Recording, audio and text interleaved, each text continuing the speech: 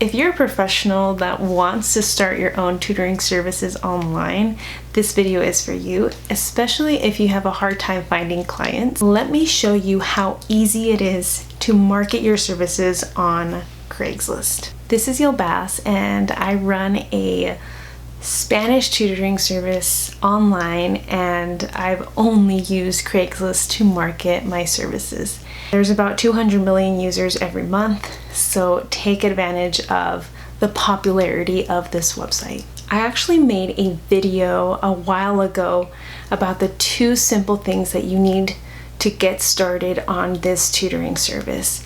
And it blew up. It was popular, and it's actually an ugly video, to be honest, but if you want to watch that first, then this one, go for it. So this is my home page for Craigslist, and I put in my location, which is Las Vegas.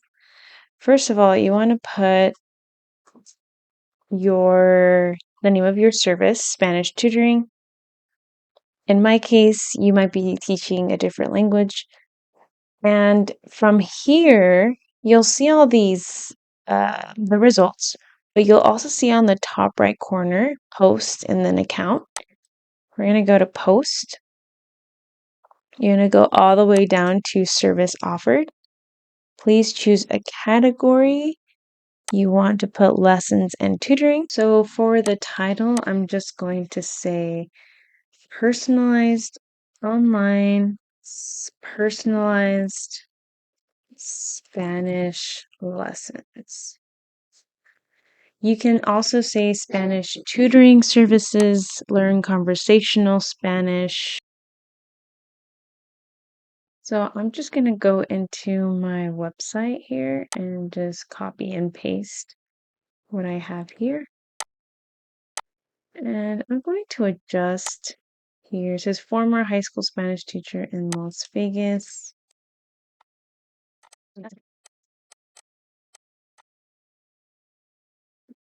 Website. It says web addresses, but I'm just going to be very subtle about this. Just Webahena tutoring.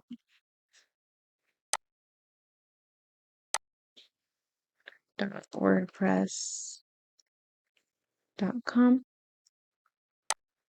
I hope I don't get in trouble. I haven't gotten in trouble, so I think that's why I feel comfortable doing that. Then I'll look at cost of lessons. I mean, a lot of these people who are interested, I mean, that's the first thing that they're looking at, right? So why even go there? Why even why make it hidden? Why hide that information?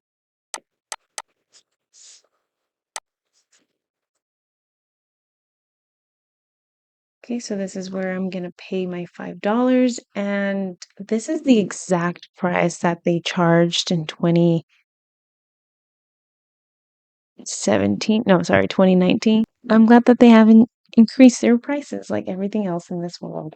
I just figured this out. So this is probably something that you should pay attention to, is the wording.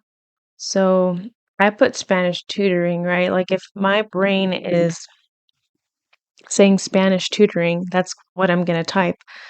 But in order for mine to pop up, it needs to say Spanish lesson or lessons. So tutoring is no longer, like, I don't pop up there, right? Which is interesting that she pops up there, but maybe there's tutoring somewhere where she's in her description. So I thought that was interesting. Great. So now I can actually see mine right here, online personalized Spanish lesson. And that's literally it. I try to clean it up as much as possible. And I also wanted to do something different here and give you a couple of examples of what's out there. Like literally what is out there? What is your competition? What does your competition look like at the moment?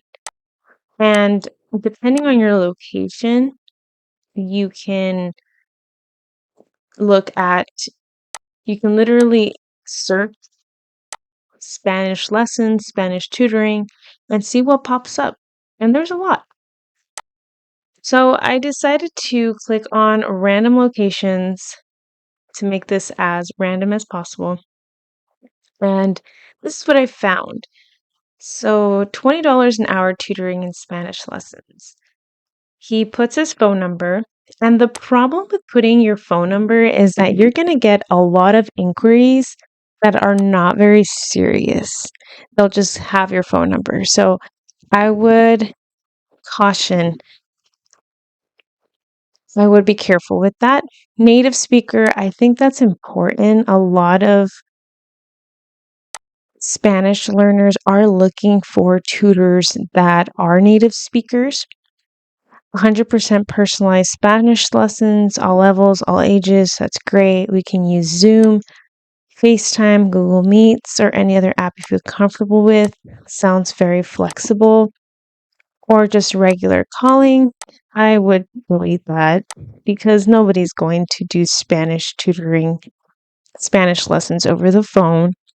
$20 an hour, which sounds pretty low to me, but it might be normal if you're in the Kansas area. I'm not sure what the minimum wage looks like over there, but maybe that's all right with them. Payments through Venmo, Cash App, or PayPal. That's actually really good. So here's the thing. This is all right, but there's no I don't know if it's a he or if it's a she. I don't know his or her experience. All we know is how much he charges and what he teaches. That's literally it. So, I mean, he is charging very cheap, so it is what it is. Let's look at this one. This one's in LA. I thought this was very interesting and I'm inspired to do the same.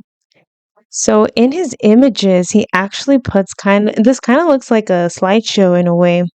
So Spanish classes tutoring, learn one of the most spoken languages on the planet. Everybody already knows that Spanish is widely spoken in the world. One-on-one lessons. I think that can be assumed. He puts his whole name on there, Fernando Jimenez, call or text. And although that's great, he might get some weirdos contacting him. You just never know. Tipos de planes de lecciones, Spanish lesson plans types. I would get rid of Spanish here because if you are catering to a population that is learning Spanish, there's no reason for you to put that on there. To be honest, beginners 1 and 2, 3 to 4 months, intermediate. This is actually quite nice. But the only problem that I see here is that people see that and they're like, well, I'm going to learn if I just do lessons with Fernando for 3 months, I'm going to be in the beginner stage. There goes the trash man. And so, but it all depends on the individual because if the individual has a busy work schedule or is a parent, it's going to take a long time, longer than 3 months. So that is my only issue with making bold statements like this. Although this is pretty bold. Advance about 4 months. I don't know about that. Time to advance. This seems pretty accurate, and I think this is research-based as well. More countries are promoting clases de español cibernéticas, online Spanish classes. Although that is like important, I think what you could do is just put the image. No one's going to read this. I literally did not read that. Gracias, not necessary. This is interesting. He's catering to a Chinese population. This is also very interesting. Aventuras Internacional. So he seems like a well-rounded person. It says available Monday to Friday. Almost any time spot is not taken. Saturday for some hours as well. So again, he seems very flexible. He has his own website. Tutoring sessions are 1 hour a week. He's able to adapt. Material is provided. Great. So this is very nice. He put some emojis on there. That's really cool. Maybe I can do that next time to make myself look more fun. Emphasis on conversational, standard Spanish usage.